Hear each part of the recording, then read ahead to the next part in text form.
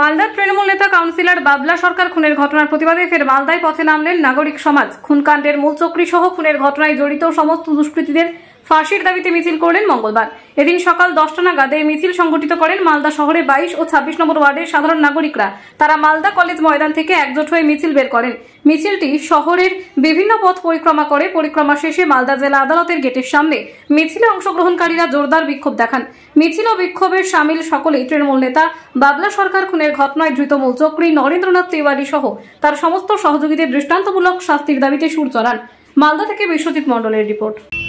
বলছি, আজকে মালদা কোর্ট চত্বরে কেন বিক্ষোভ দেখালেন এবং কারণটা কি? আপনারা জানেন, গত 2রা জানুয়ারি আমাদের মালদার জনপ্রিয় তৃণমূল কংগ্রেসের নেতা, মালদা জেলা তৃণমূল কংগ্রেসের প্রতিষ্ঠাতা, দীর্ঘদিনের তৃণমূল কংগ্রেসের কাউন্সিলর, প্রাক্তন চেয়ারম্যান, প্রাক্তন ভাইস চেয়ারম্যান এবং মালদার জনগণের খুব কাছের মানুষ বাবলা সরকারকে নিঃশৃঙ্খলভাবে দুষ্কৃতীরা গুলি করে খুন করেছে।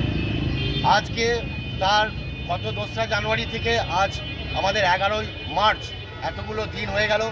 তার যারা মূল চক্রী এবং খুনি নরেন্দ্রনাথ তিওয়ারি সহ তার সহযোগী, তাদের এখনও পর্যন্ত কোনো রকম পানিশমেন্ট হয়নি। আমরা চাই অবিলম্বে নরেন্দ্রনাথ তিওয়ারি সহ তাদের সঙ্গে যারা সহযোগী ছিল তাদের প্রত্যেকের তাদের ফাঁসি চাই। এই দাবি নিয়ে আজকে আমরা মালদার এই কোর্ট চত্বরে আমরা বিক্ষোভ প্রদর্শন করছি। আমরা 22 নম্বর এবং এলাকার বিভিন্ন মানুষেরা যারা স্বেচ্ছায় আমাদের এই মিছিলে যোগদান করেছে। আজকে কি প্রোডাকশন ডেট আছে? আজকে কি প্রোডাকশন ডেট আছে? আজকে প্রোডাকশন ডেট আছে? আর একটা জিনিস হচ্ছে, এক সেকেন্ড বলছি, পুলিশ যেটা ওদের সাইডে যেটা দুজনের যেটা রিওয়ার্ড করেছিল, আজকে তো বিগত অনেক মাস হয়ে গেল, কিন্তু ওরা অ্যাবসকন্ডেন্ট, কি বলবেন? আমরা জানি পুলিশ অনেক চেষ্টা করেছে, আমরাও খবর নিয়েছি। পুলিশ বিভিন্ন জায়গায় বিভিন্ন রাজ্যে পুলিশ এখনো পর্যন্ত তাদের তল্লাশি চালিয়ে যাচ্ছে। পুলিশের কাজ করছে। আমরা আমাদের দাবি রাখছি অবিলম্বে তাদের ফাঁসি চাই। এখনো কিন্তু কোনো ট্রেস আউট পাওয়া যায়নি। অবশ্যই সে যেখানে থাকুন, আমাদের পুলিশের উপর আস্থা আছে, পুলিশ অবশ্যই তাদের খুঁজে বার করবে। আপনার নাম? আমার নাম জয়ন্ত ঘোষ। আজকে কোর্ট চত্বরের বাইরে কি করলেন?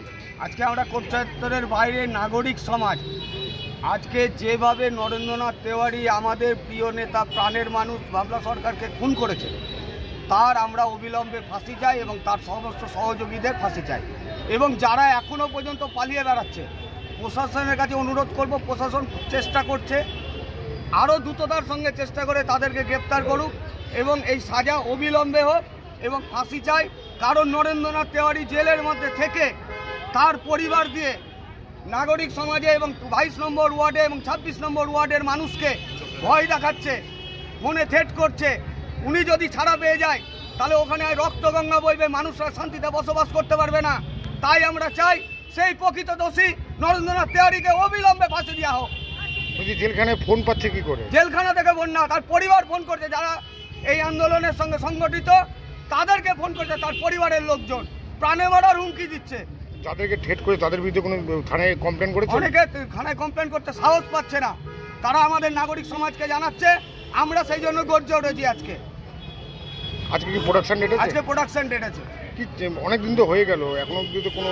আমরা সেটাই জানতে চাইছি প্রশাসনের কাছে, কোর্ট মহাশয়ের কাছে আমরা জানতে চাই কি স্ট্যাটাস আছে। অবিলম্বে প্রকৃত দোষীদের চিহ্নিত করে তাদের ফাঁসি দেওয়া হোক। নরেন্দ্রনাথ তিওয়ারি মূল চক্রী, তাকে ফাঁসি দেওয়া হোক। আপনার নাম? আমার নাম অনন্ত চক্রবর্তী।